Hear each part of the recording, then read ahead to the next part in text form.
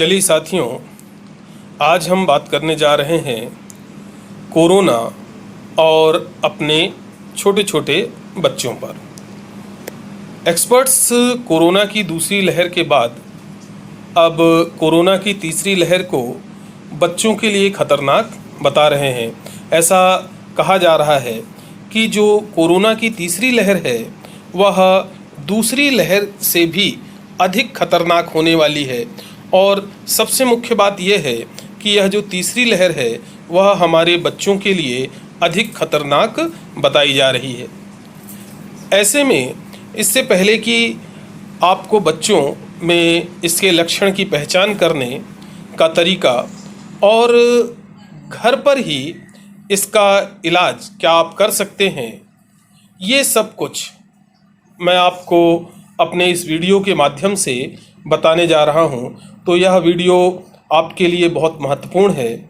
हर बार की तरह इसे अंत तक देखें और यदि अभी तक आपने मेरे चैनल को सब्सक्राइब नहीं किया है तो मेरा अनुरोध है इसे आप तुरंत सब्सक्राइब कर लें और बेल आइकॉन भी दबा दें, ताकि जैसे ही मैं कोई भी नया वीडियो अपलोड करूं उसकी जानकारी आपको तुरंत लग जाए और आप उसे देखकर जानकारी हासिल कर सकें। तो चलिए बात करते हैं अपने आज के शीर्षक कोविड-19 और हमारे बच्चे। बच्चों में कोविड-19 के लक्षण की कैसे करें पहचान और कैसे घर पर हम इनका कर सकते हैं इलाज, यह हमारा आज का प्रमुख प्रश्न है। हम इसी प्रश्न के उत्तर को तलाशने की इस वीडियो में कोशिश करने जा रहे हैं। स्वास्थ्य मंत्रालय द्वारा जारी की गई गाइडलाइंस में बिना लक्षण वाले कोरोना मरीजों और लक्षण वाले पेशेंट का इलाज घर में कैसे किया जा सकता है, इसके अलावा बच्चों में कोविड-19 के लक्षण के बारे में भी बताया गया है। हम इसी स्वास्थ्य मंत्रालय द्वारा जारी गाइडलाइन के तहत बात करेंगे। इन लक्षणों से आप अपने बच्चों में कोरोना की पहचान कर सकते हैं। तो चलिए हम बात करते हैं कोरोना वायरस से ग्रसित होने पर बच्चों को हम कैसे पहचान सकते हैं। तो यहाँ सामने आपके दिख रहा है, लिखा हुआ है, कोरोना वायरस से ग्रसित होने पर बच्चों में निम्नलिखित लक्षण दिखाई दे सकते हैं। तो यदि बच्चों में ये लक्षण दिखाई दे रहे हैं तो आप सावधान हो जाएं। बुखार, सांस की तकलीफ, खांसी, गले में खराश, दस्त, थकान, राइनोरिया, सूंघने की क्षमता खोना, सूंघने की क्षमता कम होना, गैस्ट्रोइंटेस्टाइनल, इनमें से ये प्रमुख लक्षण हैं। अगर ये लक्षण आपके घर के किसी बच्चे में उभरते हैं, दिखाई देते हैं, तो आप सावधान हो जाएं, उसकी देखभाल अच्छे से करना शुरू कर दें। अगर हम रिपोर्ट्स की माने तो इनके अलावा बच्चों में एक नया लक्षण मल्टी सिस्टम इन्फ्लेमेटरी सिंड्रोम देखने के लिए मिला हुआ है। ठीक है, इसमें बच्चों को लगातार बुखार आता है और उनका तापमान 38 डिग्री सेल्सियस से ज़्यादा होता है। उनके शरीर का तापमान लगातार 38 डिग्री सेल्सियस से ज़्यादा बना रहता है। बिना लक्षण वाले कोरोना की पहचान कैसे करें? अगर आपको लक्षण नहीं दिखाई दे रहे हैं तो ऐसी स्थिति में कैसे बच्चों में हम या अन्य मरीजों में भी कैसे हम कोरोना की पहचान कर सकते हैं, अंदाजा लगाया जा सकता है।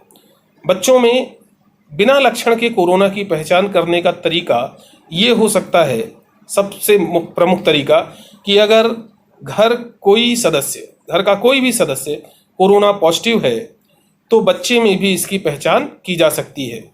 ऐसे में बच्चे पर आप लगातार नज़र रखें, है ना, बच्चे पर लगातार नज़र रखने की ज़रूरत होती है और इसे गंभीरता से लेकर इसका तत्काल इलाज शुरू कर देना ज़रूरी होता है। अगर आपको कुछ भी असामान्य दिखाई देता है बच्चे के साथ, बच्चे के लक्षण स्वभाव में, तब इसे गंभीरता से लेकर उसका इलाज करना प्रारंभ कर देना अत्यंत अनिवार्य होता है। अब हम बात करते हैं, जब हल्का संक्रमण हो तो कैसे करें इलाज। अगर हल्का संक्रमण है बच्चे में तो आप घर पर ही उसका इलाज कर सकते हैं।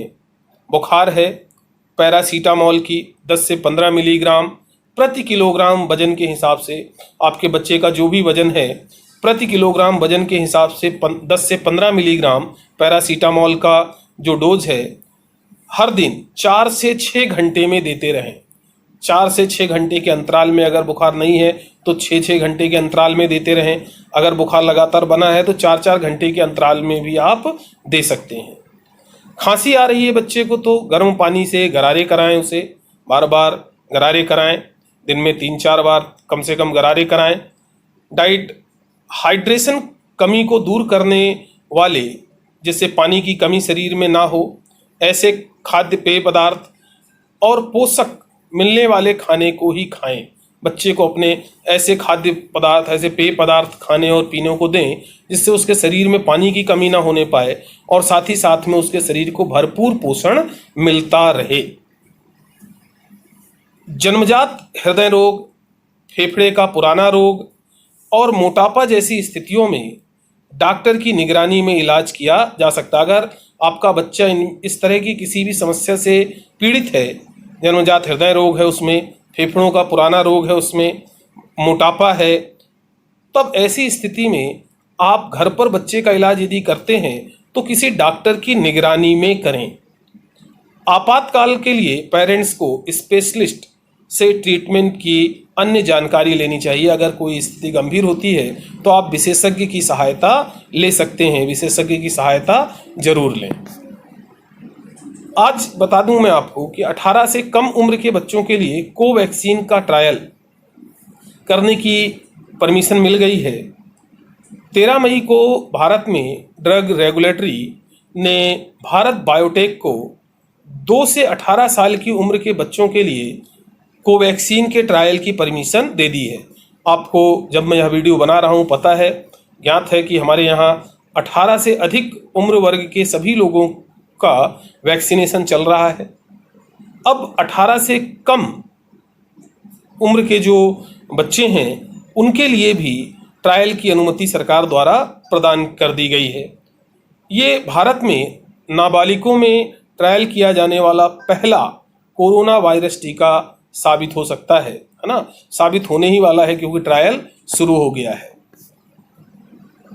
अंत में ये सारी चीज़ें थी कि हम अपने बच्चों में कैसे कोरोना के लक्षण को पहचान सकते हैं और पहचानने के बाद यदि सामान्य लक्षण है, हल्के लक्षण है, तो उनका इलाज अपने घर पर ही कैसे कर सकते हैं।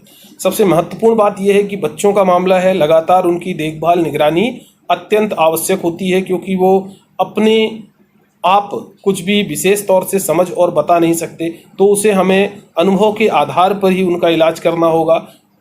उनके साथ बातचीत लगातार करते रहें, है ना, तो इससे वो आपको अपने बारे में बताते रहेंगे धीरे धीरे करके, तो आप उससे समझ सकते हैं कि उनको क्या तकलीफ हो रही है, क्या समस्या है, और उसके आधार पर हम अगर घर पर इलाज करने लायक है तो घर पर इलाज कर सकते हैं। यदि हमें समस्या गंभीर होते समझ में आए तो हम किसी विशेषज्ञ चिकित्सक से सलाह लेकर के उसका इलाज कर सकते हैं।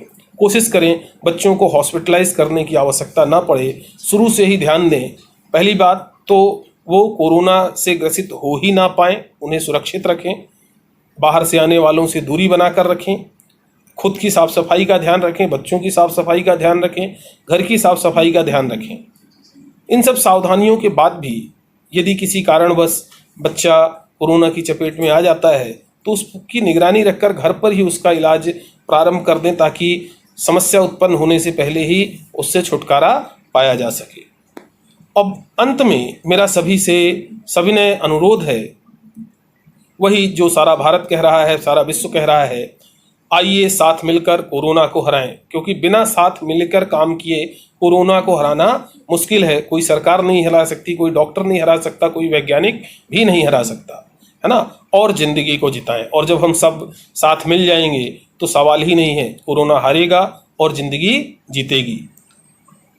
ध्यान रहे, जब भी घर से बाहर निकलें मास्क जरूर पहनें, हाथों को सैनिटाइज करते रहें, सोशल डिस्टेंसिंग का पालन करें और वैक्सीन अवश्य लगवाएं।